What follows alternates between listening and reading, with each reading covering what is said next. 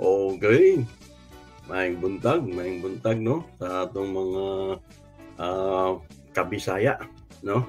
Maayong adlaw o hapon man o gabi man ninyo ni matanaw no. Maayong adlaw ninyong tanan no. Og siyempre sa atong mga Tagalog no diri sa Luzon, magandang araw sa ating lahat. So, ang pag-usapan natin itong taong ito no kini sa mga Bisaya kini may atong ipag-istoryahan.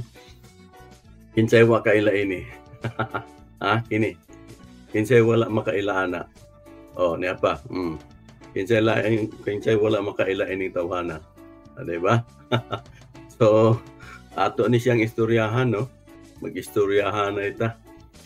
Kung sa Tagalog pag-usapan natin to no. Balitang-balita kasi yung paglabas sa mga social media ng mga lahat ng mga halos DDS vlogger no, yung mga YouTube channel na mga DDS fanatics, mga panatiko ni Duterte no. So lahat ng kanilang pinag-uusapan ay patungkol dito sa taong ito. Kung sa mga wala pang hindi pa nakakalam, masususpindi na raw itong taong ito no. So kaya pasalamat tayo doon sa kay Attorney Insurrecto, doon ko rin nakita yung balitang ito at siya rin ang nagbigay ng mga impormasyon no. So ipakita ko lang sa inyo na yung mga DDS vlogger is halos lahat na nag-usap na dito no. Ang kanilang mga panawagan ay kung nagawa sa ganitong tao ay paano hindi pa magawa sa mga simpleng tao. Pero tayo baliktad tayo, hindi tayo ganun kasi ang alam na natin na tayong mga mamayang Pilipino ay uhaw na sa patas na batas. Kaya yan, makita nyo naman sa pamagat ko o yung nakasulat dyan sa screen na ang Pilipino ay matagal ng uhaw.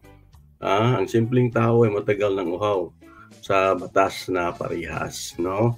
So ito ipapakita ko lang sa inyo, ayan no? Kita nyo, kilala nyo naman siguro yung si Aboy Nguso. si Bay Nguso, si Bayad Bay, no? Si Banat Bay, yan. Maka-Duterte yan.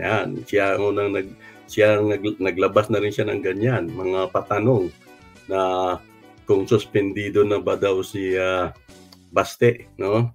Yung mayor ng Davao, yung hari ng Davao, mga Duterte. So yun, mayroon pang iba. Ito, kita nyo ba yan? Yan, si ewan ko sino to, ako si Kabibig, no? Yan, pinag-uusapan na nila dyan. Mayroon siyang tawag nito, may video siya na inilabas si Roque na ganun din ang mga dinidiscuss ni Roque, yung pagsuspindi na kay Baste. So, ano ba ang para sa atin dyan? Ano ba ang mahihita natin? No? Kung sa mga Bisaya, kung sa atong mga puslan anak, no? Kung sa Tagalog, ano bang yun nga, anong mahihita, no? Kung masuspindi ito. Siyempre, natural, no? Simple lang para sa atin, no? Sa mga Bisaya, kinahanglan nato kinahanglan nato magmalipayon, no? angay tang tanan magmalipayon, no? Angay tang kung sa Tagalog, dapat tayong magdiwang, no? Dahil ang isa talaga sa tinitingnan natin bakit tayo natutuwa kung nangyayari itong mga ganitong bagay. Kasi tayo ng mga simpleng tao, kunting kibot, kung sa Tagalog, kunting galaw lang, kunting kibot, kunting pagkakamali, andyan yung batas na parang palagi nga tayong nahuhuli, nabibiktima ng mga kaparusahan, lalo na sa mga yung tinatawag nating mga reglamentong pangsyudad. May tawag niyan, municipal ordinance o city ordinance. Sa mga tuwid, tayo na mga maliliit, palagi tayong nabibiktima. Kung hindi man biktima, kumbaga, palagi tayong nalalampurnas. Palagi tayong napapalo sa mga tinatawag nating batas. Ito man ay pang munisipyo, pang syudad, o pang nasyonal. Sa mga tuwid, tayo naman ay umaasa na ito dapat mga nasa power, no? Mga nasa kapangyarihan, nasa mga posisyon. Pag lumabag naman sa batas, dapat lang talaga ding maparusahan, no? Nakakahiya o nakakalungkot naman na tayo lang ng mga maliliit na tao ang nakakatikim ng parusa. Pero yung mga pwede nating tawaging big time dyan, mga anak ng mga dating presidente, mga anak ng mga congressman, mga mismong congressman, mismong senador, anak ng senador, bodyguard ng senador, no? Tao ng isang bodyguard ng isang hepe sa isang probinsya, no? Nakakaligtas sa mga batas natin. So, tuwang-tuwa tayo na makita naman sa gobyerno natin na ang batas ay para sa lahat, no?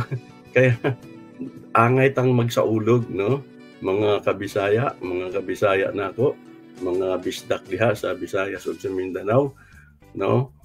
Angay tang magsaulog at makita nato nga ang ato yung balaod is walang sinisino, no? Ibig sabihin, no man's above the law, no? Kung mayroon tang balaod para sa tanan, dili ta angay masuko kung kining tawhana masuspende tungod kay naa siya gibuhat nga dili maayo sa gobyerno. So sa mga tuwid, maghuwat ta kung unsay mahitabo, unsay angay kung naa sila yung mga hearing, kung unsay angay buhaton sa ilang pagkasayop, mo na atong huwaton. Pero kanang suspende para magawa ang investigasyon diha sa Davao, maayo nang panghitabo, no? So, ano bang nabalitaan natin tungkol diyan? Itong pagkasuspindi kasi ni Basti ay damay na ito doon sa, naalala nyo ba yung nagsalita ito sa isang rally na nagsasabi siya na kisyo parang ibabalik yung war on drugs.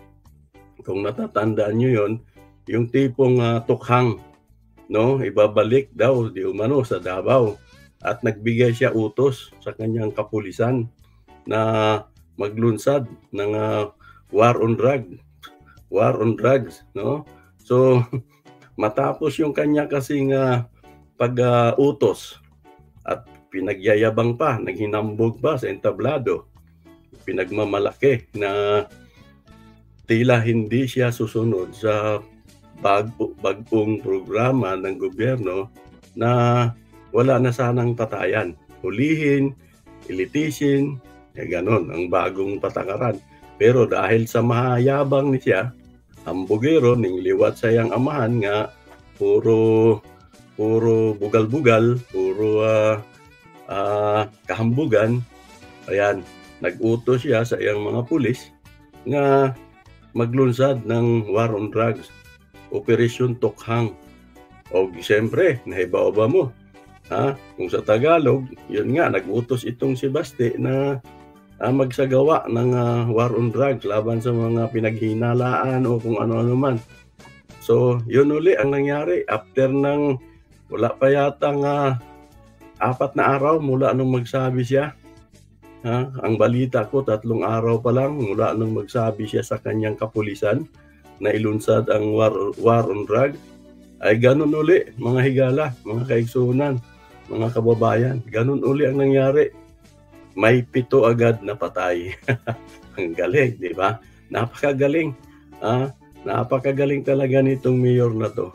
So, 7 agad ang patay. At lahat yung 7, tulad ng dati, ka-style ni Duterte, ng kanyang ama, eh, na pinagmalaki ni Bato noon, eh, lahat ng laban, no? Lahat yung 7 ng laban. So, maawa naman kayo, no? Maawa naman kayo diyan mga taga Davao kung itong inyong mayor ay kakampihan nyo pa, no? Isa na naman itong maliwanag na paggamit ng dahas para sugpuin daw, no? Sugpuin daw yung krisis sa droga sa iyang siyudad, no? Dili tangay mutugot, hindi tayo dapat papayag sa ganitong klaseng style na patayan agad, no? Na ang nangyayari pa minsan ay ang naging biktima hindi naman talaga pusher, hindi naman talaga drug addict, kung hindi napagkamalan lang. Yun ang pinakamalaking problema kung mangyayari ito sa atin, sa ating bayan, sa ating kamag-anakan, sa ating mga mahal sa buhay, na mabiktima tayo ng ganitong klaseng batas na isang barbaric, no? Barbariko, yung tila buhaw sa dugo ng tao ang mga gumagawa nito.